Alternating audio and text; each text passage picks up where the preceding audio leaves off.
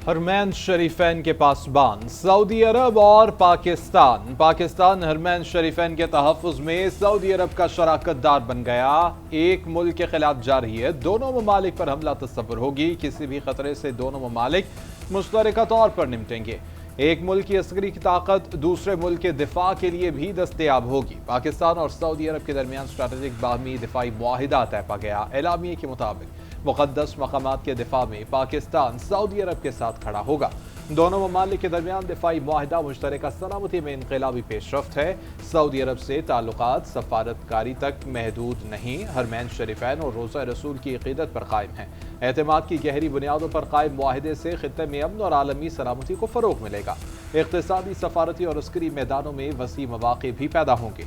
मुआहिदे पर सऊदी वली अहद और वज़ीर आज़म शहबाज शरीफ ने दस्तखत किए। फील्ड मार्शल सैयद आसिम मुनीर ने मुआहिदे की कामयाबी में कलीदी किरदार अदा किया।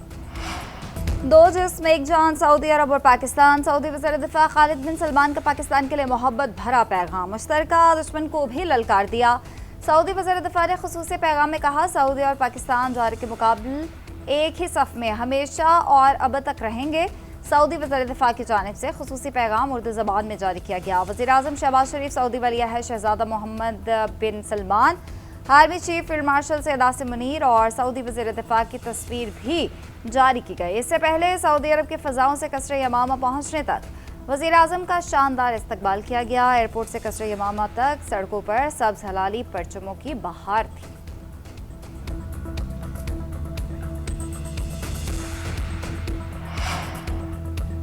वज़ीर आज़म शहबाज शरीफ का शानदार इस्तकबाल पर सऊदी वली अहद से इज़हार तशक्कुर। कहा, वालेहाना इस्तकबाल ने मेरे दिल की गहराइयों को छू लिया। मेरे तैयारे को रॉयल सऊदी एयरफोर्स के जेट तैयारों ने फ़ज़ा में सलामी दी। ये इस्तकबाल पाकिस्तान और सऊदी अरब के दरमियान पाई जाने वाली मोहब्बत और बाहमी एहतराम का मज़हर है।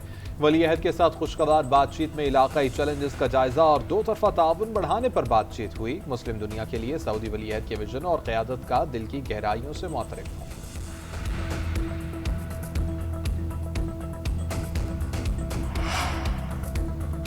वज़ीर आज़म दौरे सऊदी अरब मुकम्मल करके लंदन पहुँच गए। बरतानिया में अहम मुलाकातों का इम्कान। शहबाज शरीफ बरतानिया जाते हुए कुछ देर के लिए जनेवा ठहरे। नवाज शरीफ से मुलाकात की। साबिक़ वज़ीर आज़म ने सऊदी अरब से तारीख़ी माहिदे पर शहबाज शरीफ को मुबारकबाद पेश की। मुलाकात में मुल्क की सियासी सूरत हाल पर तबादला ख्याल किया गया। वज़ीर आज़म 21 सितंबर को बरतानिया से अमरीका जाएंगे। अक़वाम मुत्तहिदा जनरल असम्बली के इजलास में शिरकत करेंगे।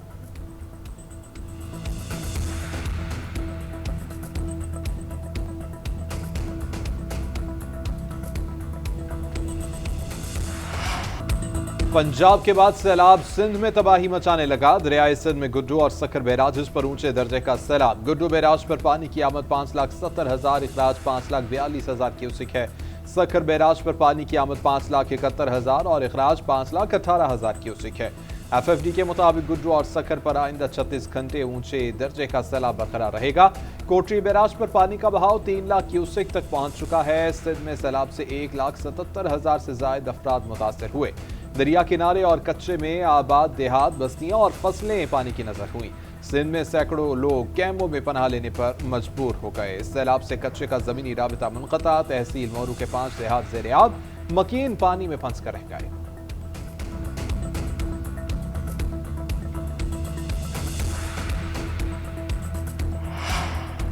मुल्तान की तहसील जलालपुर पीरवाला से अभी तक सैलाबी पानी ना निकाला जा सका। महकमा अनहार की सैलाबी पानी की कमी के लिए M5 मोटरवे पर शगाफ डालने की तजवीज़। वफाकी वज़ीर मवासलात अब्दुल अलीम खान का जलालपुर पीरवाला का दौरा। सीनियर वज़ीर पंजाब मरियम औरंगज़ेब और सूबाई वज़ीरा के हमरा मुश्तरका इजलास। मोटरवे M5 को पहुँचने वाले नुकसान, बहाली के इक़दाम और मौजूदा हालात का जायज़ा लिया। अब्दुल अलीम खान ने कहा कि मोटरवे तोड़ना आसान फैसला नहीं, शहरियों का जान माल ज़्यादा अहम है। पंजाब हुकूमत मोटरवे पर शगाफ डालने का फैसला करे। NHA शाना बशाना खड़ी है। NHA और आबपाशी के माहिरीन की टेक्निकल कमेटी कायम, मॉनिटरिंग होगी। जलालपुर पीरवाला M5 मोटरवे 6 दिन से ट्रैफिक के लिए बंद है।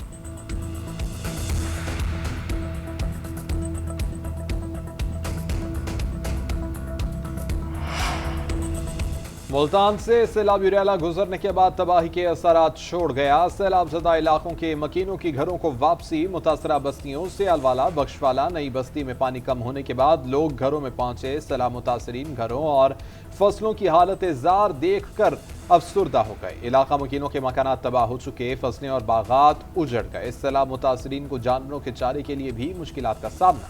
उधर जलालपुर पीरवाला के कंटाई बंद पर कायम फ्लड रिलीफ टेंट सिटी में सैलाब मुतासरीन के लिए इमदादी सामान की फराहमी। वज़ीर आला पंजाब की हिदायत पर सैलाब मुतासरीन को पीने का साफ पानी और खुश्क राशन भी मुहैया कर दिया गया। मवेशियों के लिए चारे की भी फराहमी।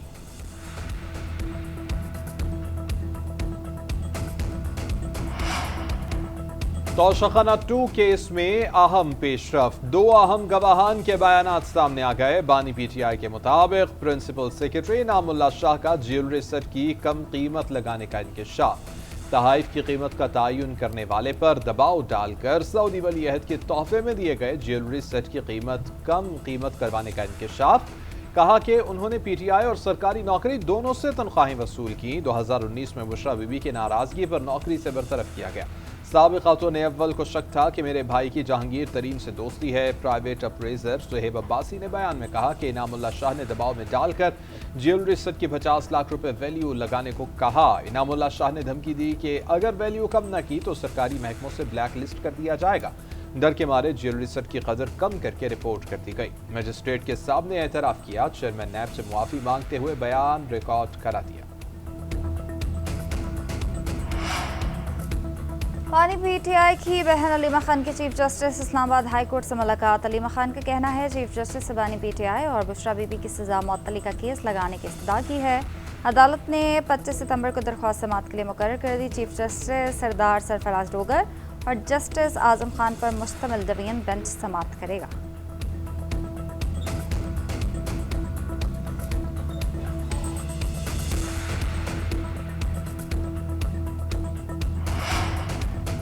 क्लाउड बर्स्ट की तरह पीटीआई रहनुमाओं को सजाएं हुई। हम उन फैसलों से बहुत ज्यादा मुतासर हुए हैं, अब बस बहुत हो चुका। एक दूसरे को टारगेट करना बंद करें। बैरिस्टर गौहर के पेशावर हाई कोर्ट में दलाइल। उमर अयूब, शिबली फराज और अब्दुल लतीफ की नाअहली से मुताल्लिक दरख्वास्त पर समाअत। बैरिस्टर गौहर ने कहा कि शिबली फराज और उमर अयूब केस में इलेक्शन कमीशन को कोई रेफरेंस नहीं भेजा गया था। इलेक्शन कमीशन ने उन रहनुमाओं को नाअहल करने की कोई वजह नहीं बताई। इलेक्शन कमीशन के पास नाअहली का कोई इख्तियार ही नहीं। चाहते हैं कि इलेक्शन कमीशन के नोटिफिकेशन को कलअदम करार दिया जाए। अदालत ने केस की मज़ीद समाअत 24 सितंबर तक मुलतवी कर दी।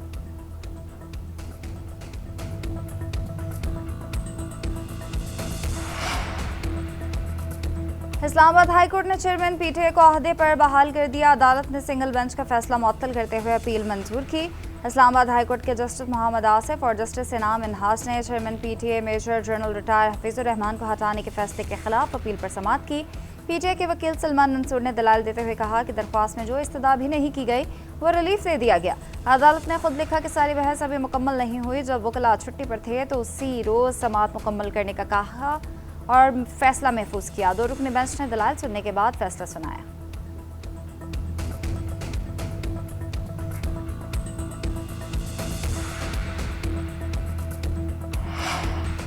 पाकिस्तान में कैंसर के जदीद ट्रीटमेंट का आगाज। वज़ीर आला पंजाब मरियम नवाज ने मियां अस्पताल में चीन से मंगवाई गई जदीद मशीनरी का इफ्तिताह कर दिया। तकरीब से खिताब में कहा कि जदीद टेक्नोलॉजी सबसे पहले पंजाब में मुतारिफ करवाई गई है। ये टेक्नोलॉजी भारत में भी नहीं है। 5 मरीजों का सर्जरी के बगैर जदीद टेक्नोलॉजी कामयाब ऑपरेशन किया जा चुका। जदीद टेक्नोलॉजी से कैंसर के मरीजों के लिए उम्मीद की किरण पैदा हुई है। चीन के दौरे पर इस टेक्नोलॉजी का मुआयना किया और इस मशीनरी को पाकिस्तान लाने की हिदायत दी। जदीद मशीन के इस्तेमाल से मुतालिक डॉक्टर्स को चीन से ट्रेनिंग भी दिलवाई गई। मशीन से इलाज के लिए सिर्फ 1 से 2 घंटे दरकार होंगे। जरूरतमंद मरीजों का मुफ्त इलाज किया जाएगा। नवाज शरीफ कैंसर अस्पताल का पहला यूनिट जल्द फाल हो जाएगा।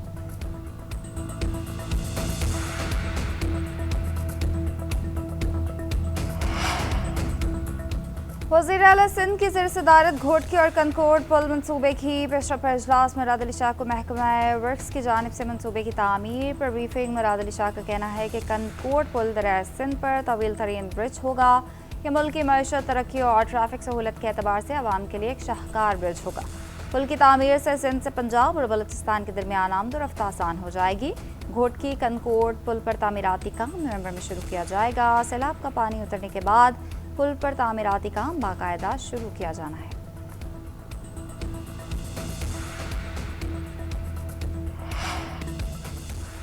सुप्रीम कोर्ट आईनी बेंच पर सुपर टैक्स से मुतालिक दरख्वास्तों पर समाअत। जस्टिस जमाल मुंतखिल ने पूछा, पार्लियामेंट में बिल लाने का तरीक़ाकार क्या है। टैक्स दहिंदगान के वकील ने कहा, पॉलिसी बनाना पार्लियामेंट का काम है। जस्टिस हसन अजहर रिजवी ने कहा, पार्लियामेंटेरियन अवाम के वोट से आते हैं, उन्हें पता होना चाहिए अवामी मसाइल क्या हैं। वकील खालिद जावेद ने कहा कि कौमी असम्बली में आज तक किसी टैक्स एक्सपर्ट को बुलाकर टैक्स के बाद नफा नुकसान पर बहस नहीं हुई। वज़ीर ख़ज़ाना ने कहा, वो सुपर टैक्स के हामी हैं। कौमी असम्बली में ऐसी बहस नहीं हो सकती जो एक कमेटी में होती है।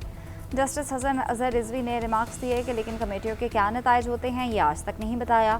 जस्टिस मोहम्मद अली मजहर ने कहा, उसूल तो यह है कि टैक्स नाफिज करने से पहले माहिरीन की राय होनी चाहिए। जस्टिस अमीनुद्दीन ने रिमार्क्स दिए, ये बात भी सामने होनी चाहिए कि अगर 10% टैक्स लग रहा है तो कितने लोग मुतासर होंगे।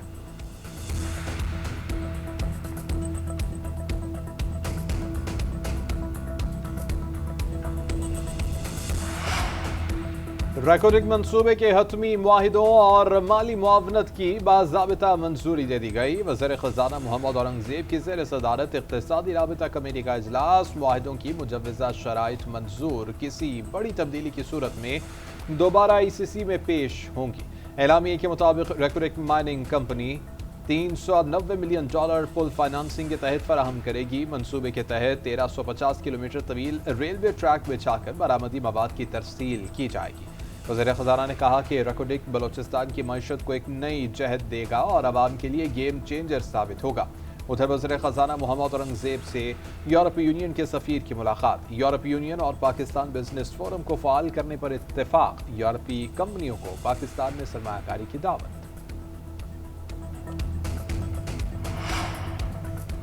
सदर आसिफ अली जरदारी के दौरे चीन और उमची में कम्युनिस्ट पार्टी सिंखियांग के सेक्रेटरी से मुलाकात। सदर पाकिस्तान ने कहा, चीन के अवाम की यकजहती और सिंखियांग की तरक्की मुतासर कुन है। पाकिस्तान और चीन की दोस्ती वक्त की आजमाइश पर पूरी उतरी है और पाकिस्तान की खारिजा पॉलिसी का हम सतून है। सदर ने सिंखियांग इस्लामिक इंस्टीट्यूट का दौरा किया। इदारे के सदर मुख्तार सैफ ने सदर पाकिस्तान को खुशामदीद कहा और ब्रीफिंग दी।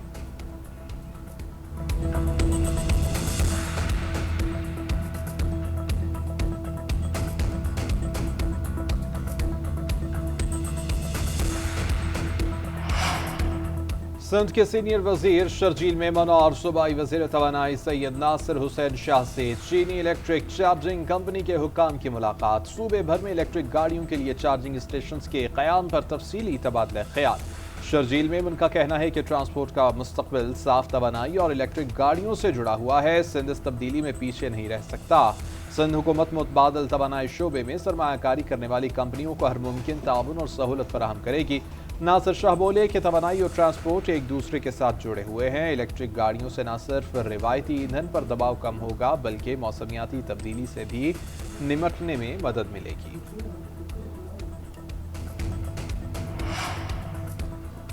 वज़ीर आला बलोचिस्तान सरफराज बुगटी की लोहरलाई में शहीद कैप्टन वकार खान काकड़ के घर आमद। लवाहिकीन से मुलाकात, ताज़ियत और फातिह ख्वानी की। वज़ीर आला बलोचिस्तान का शहीद कैप्टन वकार को ज़बरदस्त खराज अक़ीदत। कहा, बलूचिस्तान के 28,000 नौजवान पाक फौज में खदमात अंजाम दे रहे हैं।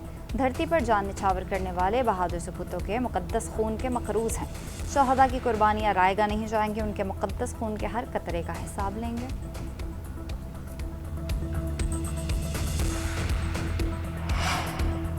अमरीका और बरतानिया के दरमियान टेक्नोलॉजी का नया मुआहिदा तय पा गया। लंदन में अमरीकी सदर और बरतानवी वज़ीर आज़म की मुश्तरका न्यूज़ कॉन्फ्रेंस। सदर ट्रंप ने कहा कि अमरीका बरतानिया ताल्लुकात पहले से ज़्यादा मजबूत हैं।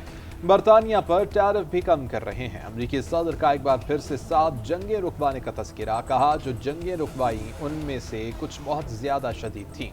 गजा और यूक्रेन जंग बंद कराने की कोशिश कर रहे हैं। गजा का मामला पेचीदा है। सकीर स्टामर बोले, अमेरिका और बरतानिया का दिफाई ताल्लुक दुनिया में सबसे गहरा और जदीद तरीन है। गजा में फौरी जंग बंदी होनी चाहिए, लोगों को खुराक मिलनी चाहिए और यरगमालियों को रिहा किया जाए। मुआहिदे का मतलब बरतानिया में जिंदगी बदल देने वाली सरमायाकारी है।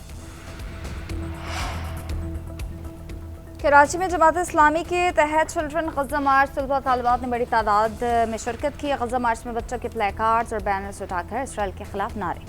हाफिज अहमद रहमान ने कहा कि हम फ़लस्तीनी मुज़ाहमतकारों के साथ खड़े हैं। फ़लस्तीन एक ही रियासत है, 2 रियासती हल काबिल कबूल नहीं। इसराइल के खिलाफ स्ट्रैटेजिक पार्टनरशिप कायम करने की ज़रूरत है। पाक सऊदी दिफाई माहिदा अच्छी पेशरफ्त है, इसमें दीगर ममालिक को भी शामिल किया जाए।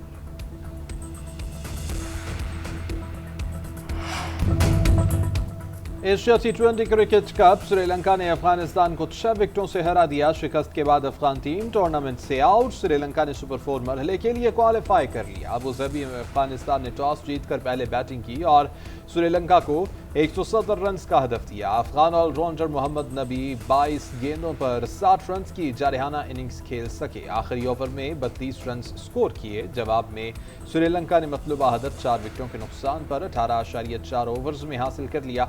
कोशाल मेंडिस ने 52 गेंदों पर 74 रन बनाए और मैन ऑफ द मैच करार पाए। और पाकिस्तान और जनूबी अफ्रीका वुमेन्स क्रिकेट टीम्स के दरमियान वनडे सीरीज कज़ाफ स्टेडियम लाहौर की साइड स्क्रीन्स पर पाक सऊदी अरब के झंडे आवेजा। पीसीबी ने पाक सऊदी अरब भाईचारे के तनाजुर में झंडे साइड स्क्रीन्स पर डिस्प्ले कर दिया।